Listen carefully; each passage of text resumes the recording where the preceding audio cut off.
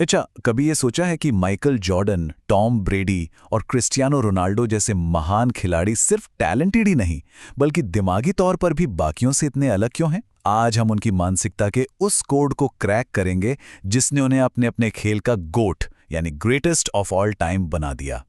जरा इस लाइन पर गौर कीजिए। टीम में मैं नहीं होता, लेकिन जेट में होता है। ये बात तो टीम वर्क के सबसे बड़े उसूल को ही चैलेंज करती है ना? ये हमें सोचने पर मजबूर कर देती है कि महानता, पर्सनल ईगो और टीम की सफलता के बीच आखिर बैलेंस बनता कहाँ है। तो ऐसी हिम्मत वाली बात जिसमें शायद थोड़ा घमंड भी झलकता है, आखिर कह कौन सकता है? क्या ये कोई बास्केटबॉल लेजेंड है, एक फुटबॉल सुपरस्टार, या कोई और? यही वो पहेली है जिसे हम आज सुलझाने वाले हैं। और इसको समझने का एक बहुत ही मजेदार तरीका है। हम एक दिलचस्प कोट गेम को एनालिसाइज करेंगे जिसमें इन महान एथलीट्स के कहे हुए कोट्स को परखा गया था। इस गेम के जरिए हम देखेंगे कि प्रेशर, सक्सेस और फेलियर के बारे में उनकी सोच कितनी अलग और कितनी पावरफुल है।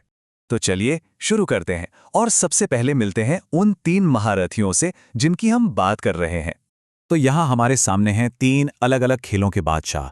माइकल जॉर्डन की 6 NBA चैंपियनशिप, टॉम ब्रेडी की 7 सुपर बोल जीत और क्रिस्टियानो रोनाल्डो के 5 बैलन डी और।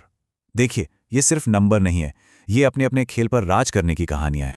तो अब आते हैं हमारे पहले टॉपिक पर और ये समझते हैं कि ये एथलीट बाहर के प्रेशर और अपने अंदर के विश्वास को अपनी ताकत, अपना फ्यूल कैसे बना लेते हैं।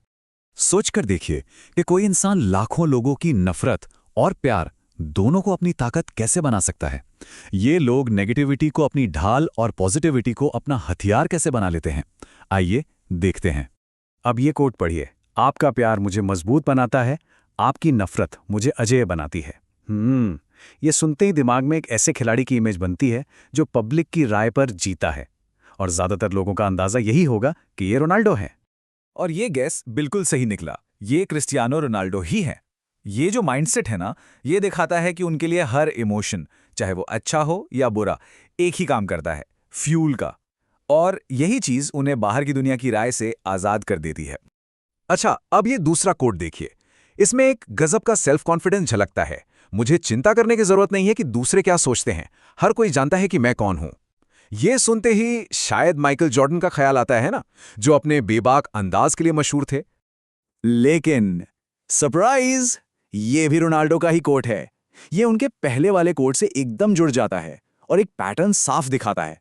उनका जो आत्मविश्वास है ना, वो बाहर से नहीं आता, वो अंदर की एक मजबूत यकीन पर टिका है।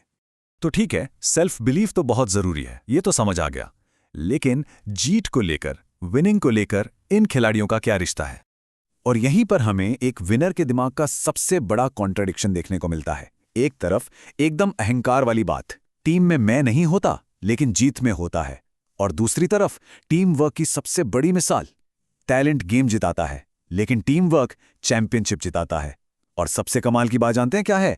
ये दोनों बातें माइकल जॉर्डन ने कही हैं, और शायद यही उनकी महानता का राज है। वो जानते थे कि कब मैं बनना है और कब हम। अब जरा ये सुनिए जो हर चीज को एकदम सिंपल कर देता है। मैं सच में बस जीतना चाहता हूं, और यही वो वजह है जो मुझे मोटिवेट करती रही है।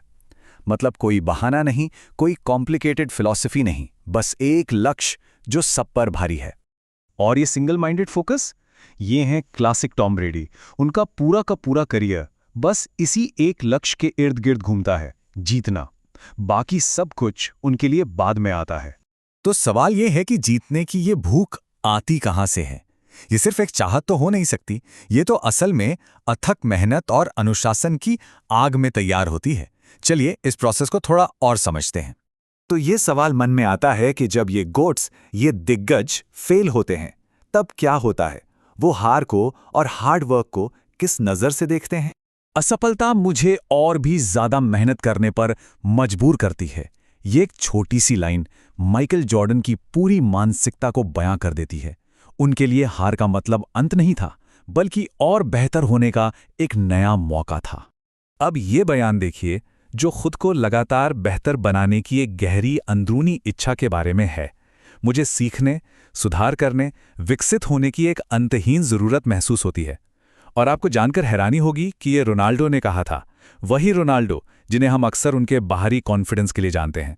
ये दिखाता है कि उनकी महानता की जड़ें खुद से सैटिस्फाइड होने की लगातार कोशिश में हैं, न कि सिर्फ बाहर की तारीफ में। और ये माइकल जॉर्डन की वर्क एथिक का निचोड़ है। एकदम सीधा सिंपल सा फॉर्मूला। स्टेप 1 काम करो, स्टेप 2 कोई शॉर्टकट नहीं है, और स्टेप 3 इनाम पाओ। बस यही फिलॉसफी थी जिसने उन्हें इतना महान बनाया। तो इन सभी कोट्स को देखने के बाद एक बात तो साफ है, इस एलीट माइंडसेट के कुछ कॉमन पिलर्स हैं, कुछ खास बातें हैं। तो क्या है ये गोट कोड? तो अगर हम इन सारी बातों को एक साथ जोड़ें तो हमें गोट कोड के कुछ मेन पॉइंट्स मिलते हैं। आलोचना को हथियार बनाना, खुद पर अटूट विश्वास रखना, जीत के लिए कभी अकेले तो कभी टीम के साथ चलना, लगातार मेहनत करना, असफलता को आगे बढ़ने का ईंधन बनाना और हमेशा खुद को बेहतर बनाने की कोशिश करते रहना। ये सब मिलकर बनाता है गोट माइंडसेट। और आखिर में एक सवाल छोड़ जाते हैं, क्या ये जो एक्सट्रीम माइंडसेट है यही सफलता का ब्लूप्रिंट है, या फिर ये महानता का एक ऐसा बोझ है जिसे सिर्फ कुछ गिने चुने लोग ही उठा सकते हैं? इस पे सोचिएगा जरूर, क्योंकि महानता की कीमत अक्सर बहुत बड़ी होती है।